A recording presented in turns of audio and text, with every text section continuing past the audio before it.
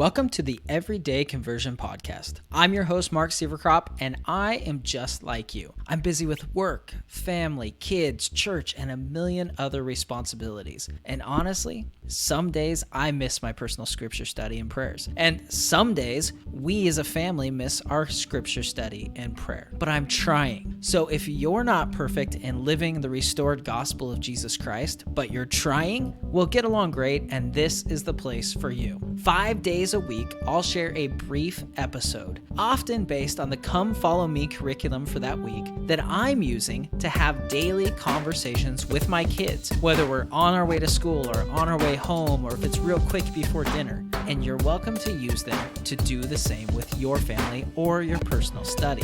Just know that the views and opinions I share are mine alone and do not represent the official doctrine and viewpoint of the Church of Jesus Christ of Latter-day Saints. Now let's jump right in with today's episode. So today we're going to review Elder Renlund's talk from April 2019 General Conference titled Abound with Blessings. And I want to read something right from the beginning of his talk as we start off today. He says, "Restored truth reveals that blessings are never earned, but faith-inspired actions on our part, both initial and ongoing, are essential."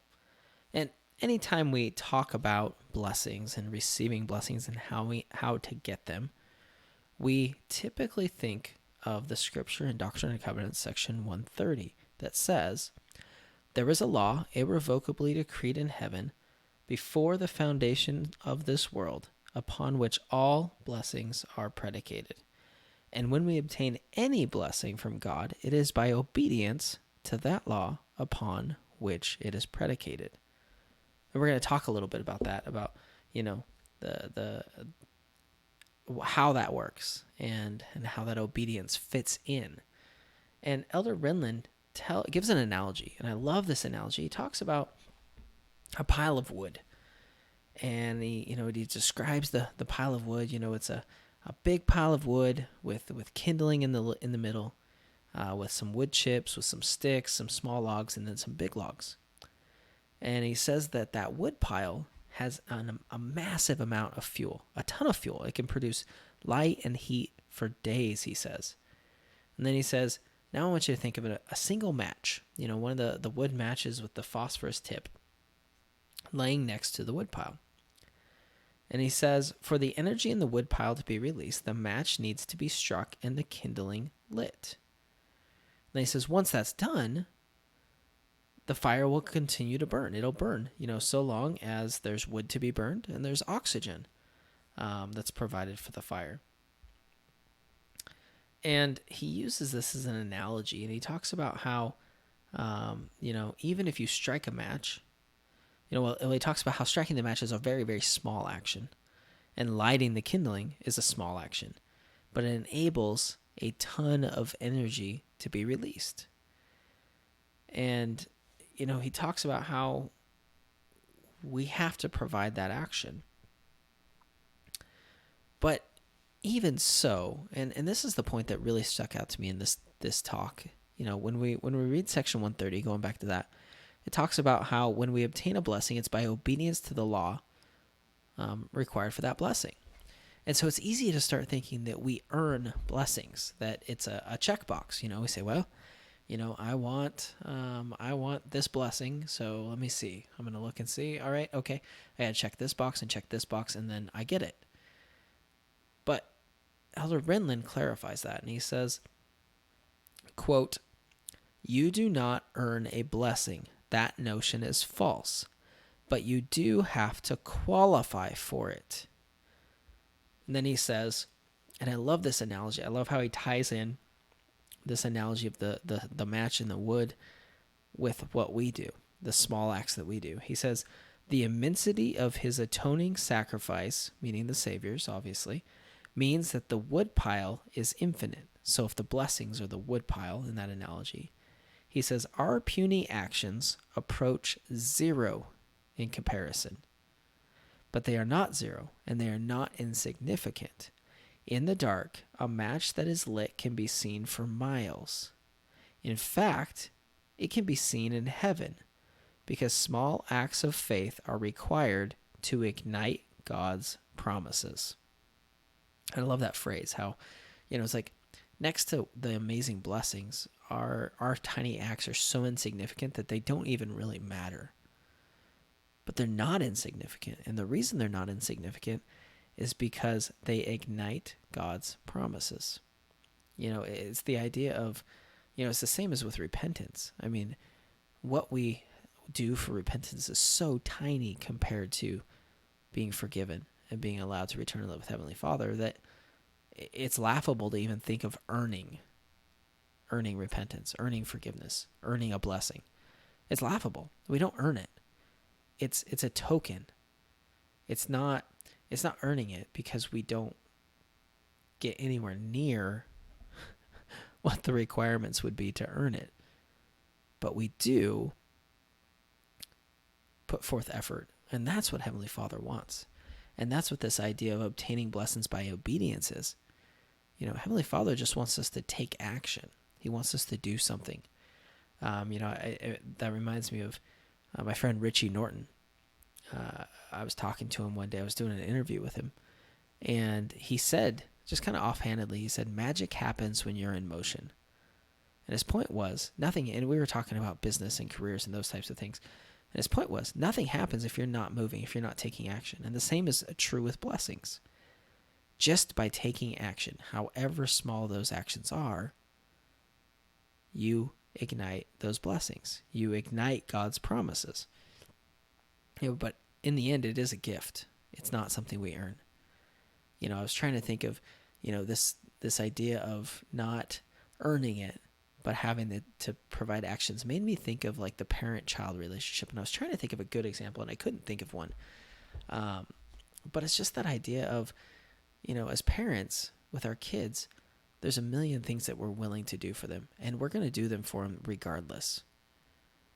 But we still love to hear them say thank you. We still love to see them acknowledge and do a little bit to help or to show their appreciation. Whether my kids say thank you or not, or whether they help clean up around the house, I'm still probably going to feed them tomorrow. It's just going to happen. And I'm still going to make sure they have a place to stay. But does it make a difference in the way that the things that they get in, I guess you could say the blessings they get from me, the way that I'm willing to, take them out for ice cream, or I'm willing to, get them something at the store. I'm willing to, take a little extra time to do something extra special for them. Is that affected by them doing a little bit around the house? Absolutely. It is. But did they earn their food? No, not at all. Not in any sense. They get that regardless, but they do get more. They are given more because of the way they act, because they show that they appreciate it, because they show that they value what they've been given. And that's kind of the way it is with Heavenly Father too. We don't earn them, but we do ignite more blessings. We do ignite certain blessings, certain extra blessings, just by our showing our token appreciation, doing those little things, that faith-filled action that we were talking about. There's a great story that Elder Renlund tells as well about Daniel W. Jones, and I won't tell the story here, but I do encourage you to go and to listen to this talk or to watch the video and hear the story that he tells about Daniel W. Jones, because it's a really great story, and the mentality and the mindset that Brother Jones had with regards to having faith and taking action based on that faith. So I'd encourage you to go listen to that. And you can find it at everydayconversion.com/084, along with the links to everything we talked about today. So the final thing I wanted to share, and one of the hardest things for me in this was there were so many things that I wanted to share. Just so many, and I couldn't get to all of them. So please go listen to this whole talk, because there was a ton of things I highlighted that I'm not going to be able to get to. But the final thing that I want to share that Elder Renlund talks about is timing and when we receive blessings. He says, when you receive any blessing from God, you can conclude that you have complied with an eternal law governing the reception of that blessing.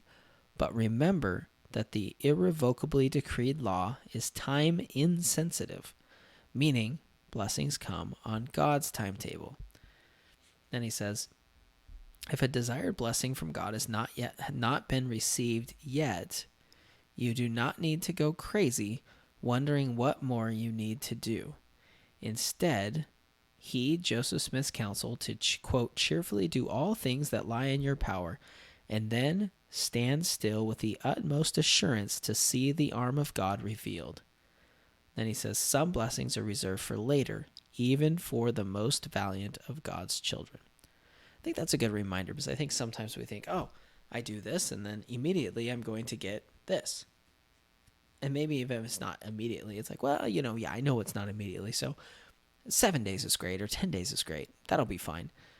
But sometimes it doesn't work that way, and I love this idea of you don't have to go crazy and wonder what you're missing. You might not be missing anything. It just might not be time to receive that blessing yet. So I love that idea of just cheerfully do everything that you can. Be the best person you can. Live the gospel the best you can. Do everything you can to try to live the way that you need to. And then trust that Heavenly Father is going to give you the things that He will give you, the things that you need, the things that He knows that you need. And that's so important for us to remember, to understand that Heavenly Father is a kind and loving parent. He's a perfect parent. And He's going to give us what we need. And He's going to give it to us when we need it. So we don't need to stress and worry and wonder why we haven't received blessings. If we're doing everything we can, if we're living the gospel to the best of our ability, if we're repenting, if we're fulfilling our covenants and renewing our covenants, we can trust that we will get those blessings. So 2 questions for you today with this episode. Question number 1. If someone asked you what role action plays in receiving blessings, or if you can earn blessings, what would you tell them? How would you describe that to them? And the second question is, what can you do to increase your faith and put in the work necessary to activate the blessings that you desire in your life? And before we finish, I just want to share one last quote from Elder Renlund, where he talks about the Come Follow Me curriculum and ties it into this idea of faith-filled action. He says, 6 months ago, a home-centered, church-supported plan to learn doctrine, strengthen faith, and fortify individuals and families was introduced. President Russell M. Nelson promised that the changes can help us survive spiritually, increase our gospel joy, and deepen our conversion to Heavenly Father and Jesus Christ. But it is up to us to claim these blessings. We are each responsible to open and study Come Follow Me for individuals and families, along with the scriptures and other Come Follow Me material. We need to discuss them with our family and friends and organize our Sabbath day to light a metaphorical fire. Or we can leave the resources sitting in a pile in our homes with the potential energy trapped inside. So again, we've got these unbelievable resources. And I know if you're like me, a lot of us are very, very excited about them. But they don't do us any good if we don't use them. There's a ton of power in them. But unless we use them, they won't do a lick of good.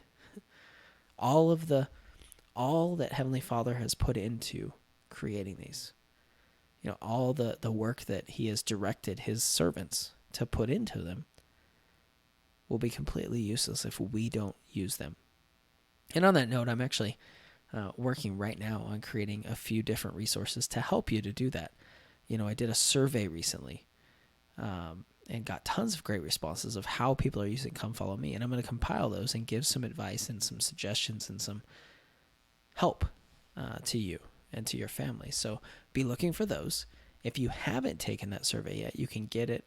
You can go take it at everydayconversion.com/how-I-follow. And there's also a link in the show notes at everydayconversion.com/084. At the bottom of the notes for this session, there's a link that says take the How I Follow questionnaire. So if you haven't taken that yet, go take it now, and we can include your responses in some of those resources that we're going to offer to listeners just like you. So again, those 2 questions for today. Number 1, if someone asked you what role action plays in receiving blessings, or if you can earn blessings, what would you tell them? And number 2, what can you do to increase your faith and put in the work necessary to activate the blessings that you desire in your life? All right, that's it for today. Now, I know you want to hang out with me longer, but we both have a ton of things to do today, including living the gospel and trying to be like Jesus. Cue primary children singing. I'm trying to be like Jesus. But hey, if you want to get the links to everything we talked about today, you can find it on the episodes page of everydayconversion.com. You can also do cool stuff like subscribe to the show on your favorite podcast listening platform, sign up for email notifications of new episodes, and connect with us on social media there. It's kind of like a virtual church library without the militant librarians or a piece of paper to sign out your 3 tiny pieces of chalk for your lesson. Also, just remember, I do my best to make sure my opinions are in line with official church doctrine, but they are just that. They're my opinions. For official doctrine and viewpoints, I recommend you go to churchofjesuschrist.org or comeuntochrist.org.